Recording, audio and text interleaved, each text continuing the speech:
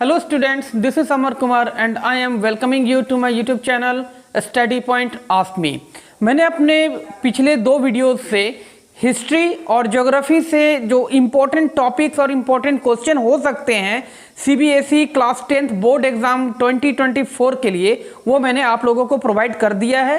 And now today I am going to give you or provide you the important topics and the important questions from the civics chapters which is very important for your board examination. So as you can see here there are 1 2 3 4 5 chapters from these 5 chapters you will get the questions in this your board examination. First of all look at power sharing। ठीक है, तो power sharing से आपके दो question जो है वो MCQ में पूछे जाएंगे। एमसीक्यूज मतलब मल्टीपल चॉइस क्वेश्चन में 2 मार्क्स के पूछे जाएंगे और एक क्वेश्चन जो होगा वो केस बेस्ड क्वेश्चन होंगे और केस बेस्ड क्वेश्चन में आपके 4 मार्क्स के क्वेश्चन आएंगे। और उसके बाद फिर आते हैं हम लोग फेडरलिज्म। तो फेडरलिज्म से एक क्वेश्चन जो है वो आपका एमसीक्यू होगा और एक क्वेश्चन जो होंगे वो 2 मार्क्स के होंगे। अब ये 2 मार्क्स के लिए मैंने कुछ एनालाइज करके कुछ इंपॉर्टेंट क्वेश्चन आप लोगों के लिए बनाया है और मैं यही चीज़ आप लोगों के साथ आज मैं डील कर रहा हूँ। आज मैं सिविक्स लिया हूँ और फिर कल जो है वो आपको इकोनॉमिक्स से इंपॉर्टेंट क्वेश्चंस मैं प्रोवाइड कर दूंगा और फिर मैंने जैसा प्रॉमिस किया है आपको एक वीडियो जो होगा वो आपके ज्योग्राफी से रिलेटेड जितने भी मैप वर्क है जो मैप के कंटेंट्स है उससे मैं आपको एक वीडियो प्रोवाइड करूंगा। तो अभी तक जो स्टूडेंट्स जो बोर्ड एग्जाम्स की तैयारी कर रहे हैं वो अगर मेरे पिछले वीडियोस को नहीं देखे हैं तो मैं उनसे ये रिक्वेस्ट करूंगा कि वो कम से कम एक बार मेरे वीडियोस के थ्रू जरूर जाए। मैं 100% गारंटी के साथ कह सकता हूं कि जो भी टॉपिक्स और जो भी क्वेश्चंस मैंने आपको बताया है ना, उसी से क्वेश्चन आएगा, उससे बाहर से बिल्कुल भी क्वेश्चंस नहीं होंगे। तो चलिए स्टूडेंट्स देखते हैं। यहाँ से तो हमने क्लियर कर लिया पावर शेयरिंग से है नहीं कुछ, एक केस बेस्ड क्वेश्चन है और 2 एमसीक्यूज के होंगे। फेडरलिज्म से एक एमसीक्यू है और 2 मार्क्स के एक ही क्वेश्चन होंगे। तो वो जो 2 मार्क्स के क्वेश्चन होंगे उसके लिए मैंने कुछ क्वेश्चंस को है ना एनालाइज करके निकाला है। मैं वो आपके साथ आपके सामने रीड कर रहा हूँ और मैं चाहूँगा कि आप लोग क्या करें कि एक पेपर और पेन रखें। मैं जो क्वेश्चंस बोल रहा हूँ वो आप लोग नोट डाउन कर ले और फिर उसका आंसर फाइंड आउट करके उसको अच्छी तरीके से पॉइंट वाइज बनाकर है ना उसको मेमोराइज कर ले, तैयार कर ले अपने एग्जाम्स के लिए। So the first question from the federalism is differentiate between unitary and federal system of government. ये एक इंपॉर्टेंट क्वेश्चन है। मैंने कई सैंपल्स में देखा है ये क्वेश्चंस कई बार रिपीट हुए हैं, तो मैं ये कहूँगा कि ये बहुत ही इंपॉर्टेंट है। मैं जो भी यहाँ क्वेश्चंस आपको देता हूँ और टॉपिक्स देता हूँ वो मोस्ट इंपॉर्टेंट होते हैं और जो ऐसा लगता है कि ये इंपॉर्टेंट नहीं है, ये कोई कई बार होता है कि कुछ क्वेश्चन जो है वो आज आया पिछले 4-5 साल के बोर्ड एग्जाम में नहीं पूछे गए, मैं उनको इंपॉर्टेंट नहीं मानता हूँ और मैं उसको स्किप कर देता हूँ। तो मैं जो भी क्वेश्चंस आपको दूंगा that will be much beneficial and important for your board examination 2024। Second question is the main feature of federalism. ये बहुत इंपॉर्टेंट है स्टूडेंट, है ना। फेडरलिज्म के मेन फीचर्स को आप 4 से 5 पॉइंट में या 4 पॉइंट में भी आप बनाते हैं तो वो आपके लिए बेनिफिशियल होंगे। Next one is differentiate between coming together and holding together federalism. Coming together federalism क्या है, होल्डिंग टुगेदर फेडरलिज्म क्या है, इन दोनों में डिफरेंशिएट करके आप इसका आंसर बनाओगे। Next one is the main factor which make India a federal country. वो कौन से फैक्टर हैं जिसके वजह से हम कह सकते हैं कि इंडिया जो है वो एक फेडरल कंट्री कहलाती है। Coming to the next question, division of power between the central and state government. अब सेंट्रल गवर्नमेंट और स्टेट गवर्नमेंट के बीच में पावर का डिवीजन किस तरह से किया गया है, ये भी एक बहुत इंपॉर्टेंट टॉपिक है। Next one is the independence of judiciary is the key to the success of federalism. हम लोग जुडिशियरी सेक्शंस को क्या रखा है, इंडिपेंडेंट रखा है, ठीक है। तो फेडरलिज्म के लिए उसके सक्सेस के लिए, ठीक है, इंडिपेंडेंस ऑफ जुडिशियरी जो है वो एक बहुत ही की फैक्टर है। यहां से क्वेश्चन आएंगे। ग्राम सभा एंड इट्स फंक्शन, ये उतना इंपॉर्टेंट तो नहीं है ना, लेकिन मैंने पिछले 5-6 साल के जब लास्ट ईयर के क्वेश्चंस को देखा है तो उसमें मुझे 2 बार ये क्वेश्चंस रिपीट होते हुए लगे, तो मुझे लगा कि ये इंपॉर्टेंट हो सकता है। हालांकि ऐसा कोई ज़्यादा ये वेरी इंपॉर्टेंट में नहीं है, लेकिन आप इसको एक बार जरूर देख लीजिएगा, ग्राम सभा और उसके function. Next one is decentralisation in democracy, advantages of decentralisation in democracy. Decentralisation जरूरी है, ठीक है, in democracy. What is the role of decentralisation in democracy and its advantages, इससे क्वेश्चन आ सकते हैं। और लास्ट क्वेश्चन मैं बोलूँगा इस फेडरलिज्म चैप्टर से, impact of local self government on the Indian democracy. Local self government का क्या इम्पैक्ट है ना इंडियन डेमोक्रेसी में। तो ये कुछ ऐसे 9 क्वेश्चन या 9 टॉपिक्स हैं स्टूडेंट जो आपके फेडरलिज्म चैप्टर से पूछे जा सकते हैं। अब आते हैं, फेडरलिज्म का चैप्टर हो गया, अब हम लोग देखते हैं जेंडर, रिलीजन एंड कास्ट। तो जेंडर, रिलीजन एंड कास्ट से स्टूडेंट एक क्वेश्चन जो है वो आपका एमसीक्यू के रूप में होगा और एक क्वेश्चन जो होंगे वो 2 मार्क्स के होंगे। अब यहां से मैं जो इंपॉर्टेंट क्वेश्चन है इस चैप्टर से वो मैं आपको डिस्कस कर देता हूं।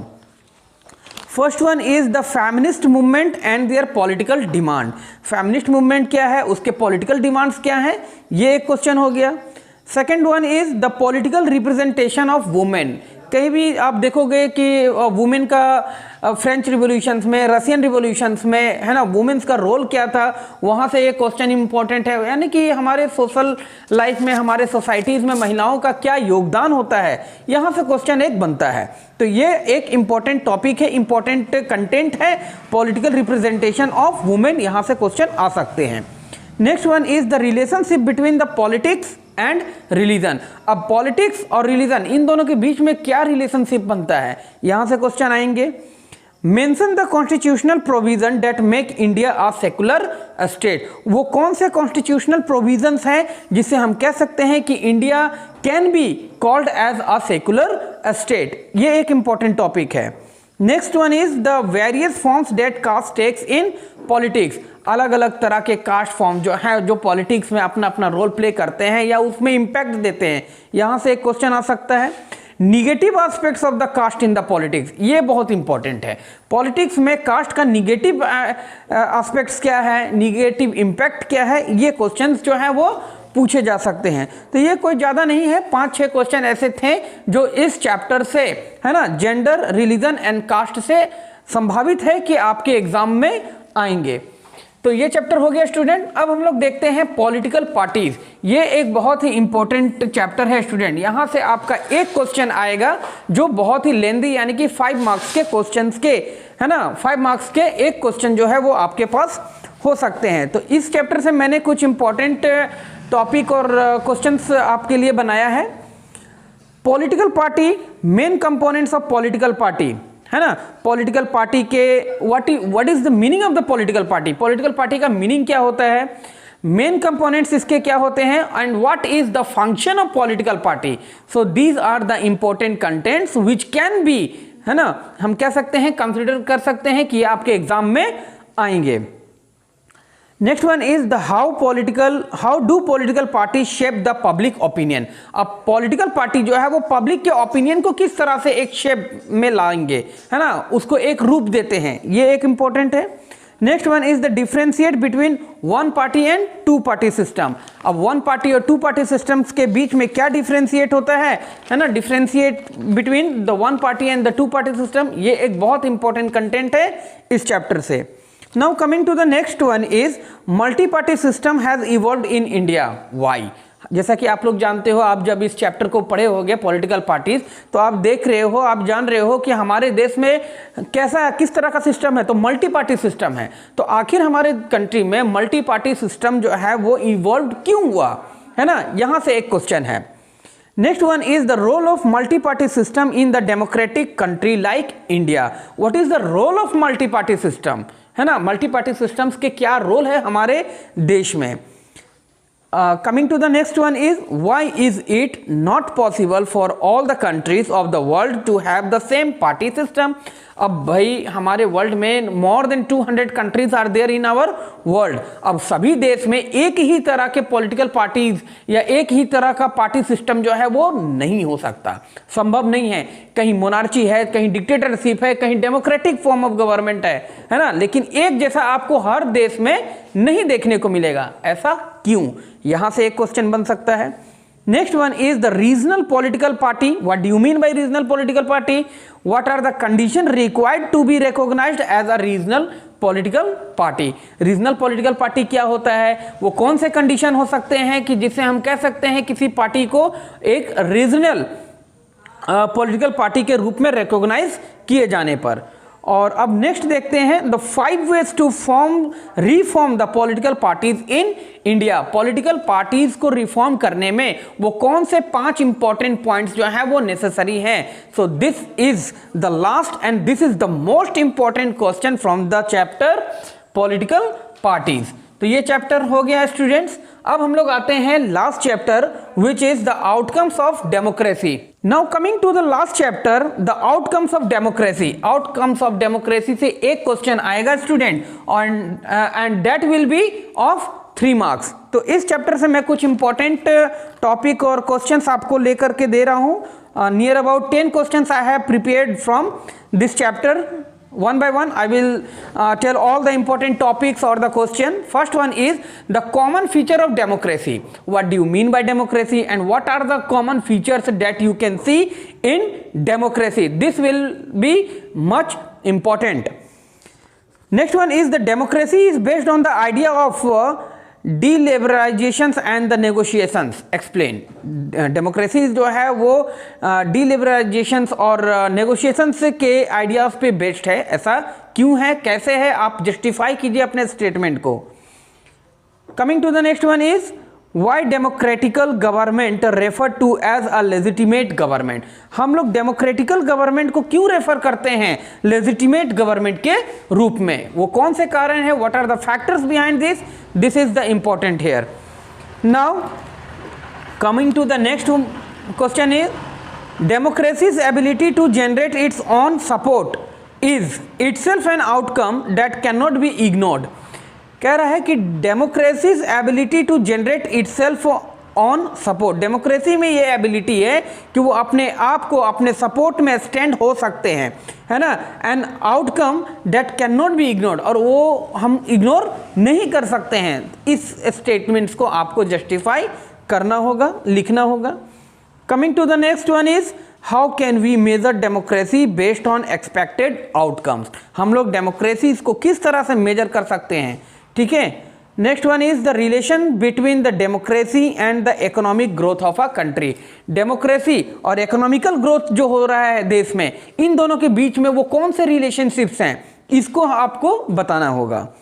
Now coming to the next one is the difference between democratic and non democratic government. ये उतना इंपॉर्टेंट नहीं है, लेकिन फिर भी आप इसको डिफरेंशिएट वाला मैं जितने भी दे रहा हूँ, चाहे वो हिस्ट्री से हो, ज्योग्राफी से हो, सिविक से हो या इकोनॉमिक्स से हो, डिफरेंशिएट में आपको हर चैप्टर से कुछ ना कुछ एक आध क्वेश्चन मिलेंगे। वो इंपॉर्टेंट है स्टूडेंट, किसी को स्किप नहीं कीजिएगा। हर एक क्वेश्चन जो है, जो मैं यहाँ आपको बता रहा हूँ, जो मैं टॉपिक्स वाइज में आपको दे रहा हूँ, बहुत बहुत इंपॉर्टेंट है आपको।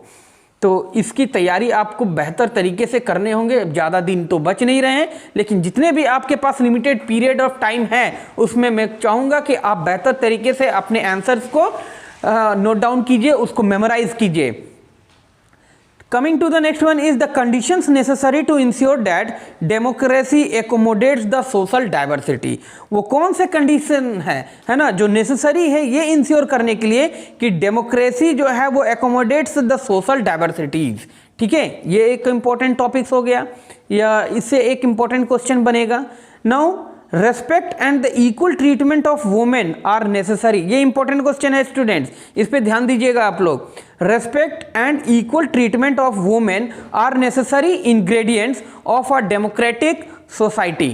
डेमोक्रेटिक सोसाइटीज में महिलाओं को इक्वल ट्रीटमेंट और रेस्पेक्ट देना, है ना, ये नेसेसरी है। क्यों, क्या वजह है, कौन से फैक्टर्स हैं कि हम इसको नेसेसरी हम मानते हैं। यहाँ इस क्वेश्चन मेरा मानना है कि ये डेफिनेटली हो सकता है, 100% श्योर है कि ये आएंगे। और अब मैं लास्ट क्वेश्चन आपको मैं बता रहा हूँ इस चैप्टर से। Explain any 4 areas where democracies have failed. ऐसे कोई 4 एरियाज आपको बताने होंगे जहाँ पर डेमोक्रेसी जो है वो क्या हुआ, फेल हो गया। तो आपने देखा कि किस तरह से मैंने ये पांचों चैप्टर से इंपॉर्टेंट जो भी क्वेश्चंस हैं, लगभग 30 to 40 questions I have provided you from all these chapters. और ये 30 क्वेश्चन जो हैं 30 to 35 questions I have given to you. These are the most important topics or most important questions which you are going to face in your examinations.